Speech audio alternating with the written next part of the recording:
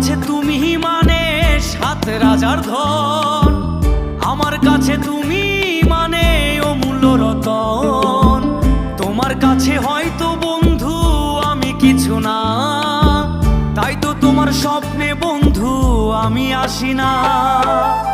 আমি মানে তুমি আর তুমি মানে আমি, আমার কাছে আমার যে বন্ধু তুমি দামি।